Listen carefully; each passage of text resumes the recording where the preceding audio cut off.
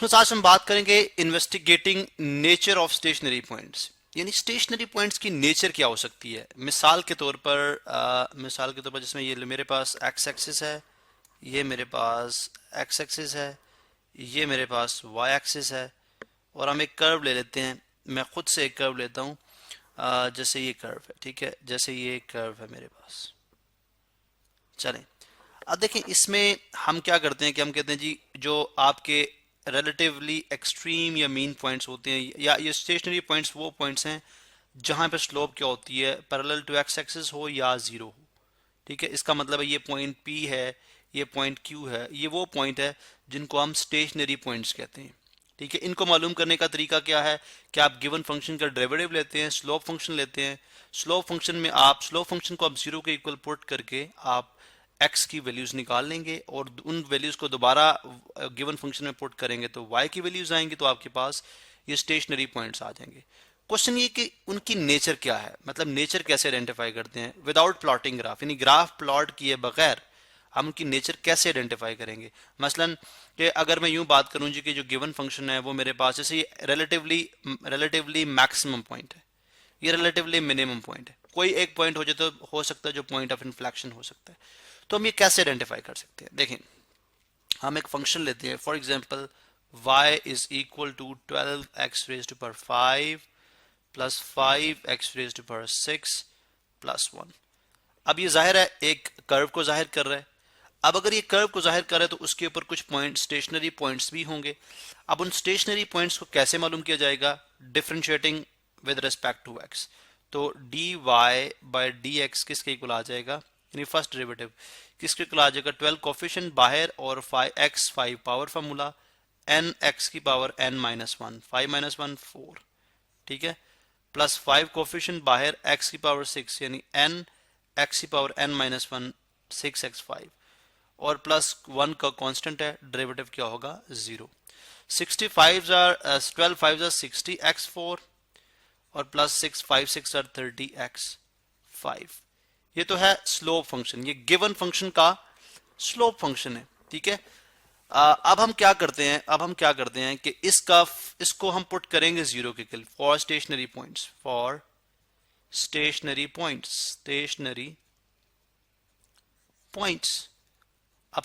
Points के लिए हम क्या करते हैं, इस गिवन फंक्शन को यानी dy बाय dx को पुट करेंगे किसके इक्वल, जीरो के इक्वल।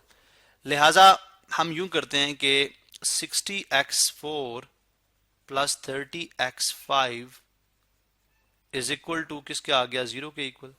यहां से क्या चीज कॉमन आ सकती है, यहां से 30x4 कॉमन आ सकता है। अगर 30x4 कॉमन ले लेंगे तो विच मीन्स कि यहां पे आ जाएगा 2 और यहां पे आ जाएगा plus x is equal to 0। तो हम क्या करते हैं, इधर हम यूं बात करते हैं जी, इधर 30x4 इज इक्वल टू 0, ठीक है, और x 2 plus x is equal to 0, 2 plus x is equal to 0। अब हम फर्दर देखते हैं तो हमें यूं समझ आती है कि अगर सॉरी इज इक्वल टू 0 तो मैंने लिखा ही नहीं, इज इक्वल टू 0। अब 30 तो 0 के इक्वल नहीं हो सकता, x4 is equal to 0 which means x is equal to 0, और यहाँ पे आ गया x इज इक्वल टू -2। इसका मतलब है ये एब्सिसस आए हैं, उन पॉइंट के क्या आए हैं, एब्सिसस।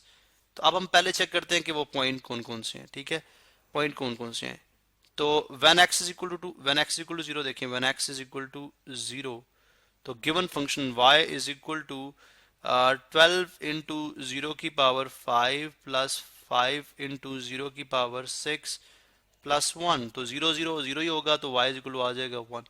इसका मतलब है एक पॉइंट तो हो सकता, एक पॉइंट जो है यानी स्टेशनरी पॉइंट जो है, एक तो है एब्सिसा 0 और ऑर्डिनेट 1 यानी 0 1। उसके बाद दूसरा पॉइंट देखते हैं, दूसरा पॉइंट व्हेन, देखें व्हेन हम यहाँ पे मैं लिखूंगा when x is equal to -2। चलें यहाँ पे हम सेपरेशन लाइन बना लेते हैं, ठीक है, when x is equal to -2, when x is equal to -2। अब यहाँ पे क्या होगा, when x equal to -2 y आपके पास आ जाएगा 12 इंटू -2 की पावर 5 प्लस 5 इंटू -2 की पावर 6 प्लस 1। ठीक है, ये गिवन फंक्शन है, यानी जो गिवन फंक्शन मुझे तो अभी वो फंक्शन याद है विच जो कि है y is equal to 12x की पावर 5 प्लस 5x6 प्लस 1। चलें जी, अब मैं यूं करता हूं कि यहाँ पे इसको एवेलुएट करता हूं, ठीक है। मेरे पास y कितना आ जाएगा, 12 मल्टीप्लाइड बाय -2 की पावर 5 कितनी होती है, -32, और प्लस 5 इंटू -2 की पावर 6 कितनी होती है, +64 प्लस 1। आप इसको सिंप्लीफाई कर लें तो यहाँ से हम कैलकुलेटर यूज़ कर लेते हैं, ठीक है। ये मेरे पास कैलकुलेटर आ गया जी। अब देखें 12 मल्टीप्लाई बाय 32 जो कि नेगेटिव हम सपोज कर लेंगे, -384 प्लस 60 इंटू 64 इंटू 5, यहाँ पे ये कैलकुलेटर है हमारे पास। 64 मल्टीप्लाई बाय 5, 320 प्लस 1 भी कर लें साथ ही, तो ये बन जाएगा 321 प्लस 321। अब 384 321 माइनस करें इसमें 384, तो ये ऑटोमेटिकली आपको -63 यानी y कितना आ गया, इज इक्वल टू -63। इसका मतलब है जो सेकंड पॉइंट है, ठीक है, ये पॉइंट चले इसको मैं कोई नाम देता हूँ, ये P पॉइंट है, और जो Q पॉइंट है वो है कितना जी, एब्सिसा उसमें -2 हो तो ऑर्डिनेट कितना बनता है, -63। ये सेकंड पॉइंट आ गया, ये पॉइंट P है और ये पॉइंट Q है। अब हम देखते हैं कि इन पॉइंट की नेचर क्या है, यानी ये क्या मैक्सिमम पॉइंट है, मिनिमम पॉइंट है, ये क्या मैक्सिमम पॉइंट है, मिनिमम पॉइंट है, या पॉइंट ऑफ इन्फ्लेक्शन है। उसको टेस्ट करने के लिए हम क्या करेंगे, जिससे पहले हम पॉइंट Q को टेस्ट कर लेते हैं। पॉइंट Q को टेस्ट करते हैं, हम क्या करेंगे, गिवन फंक्शन का सेकंड डेरिवेटिव लेंगे, यानी सॉरी जो जाहिर है जो स्लोप फंक्शन है उसका दोबारा से डेरिवेटिव लेंगे, या गिवन फंक्शन का गिवन फंक्शन जो होता है उसका सेकंड डेरिवेटिव लिया जाता है। फर्स्ट तो हम ले चुके हैं, अब हम सेकंड डेरिवेटिव लेंगे। तो स्लोप फंक्शन किधर है हमारे पास जी, ये है dy/dx, ठीक है, जो कि इक्वल है 30x4 plus 60x4 plus 30x5। तो dy/dx है, वी नो, आप लिख सकते हैं यहाँ पे वी नो dy/dx जो है वो किसके इक्वल है, वो इक्वल है 60x4 plus 30x5 plus 30x5, ठीक है।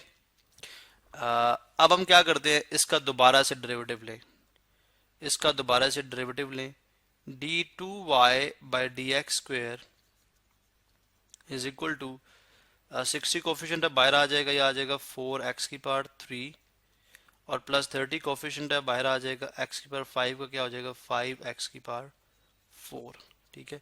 तो ये बनता है 240x³ और प्लस 150x4, ये है d2y/dx²।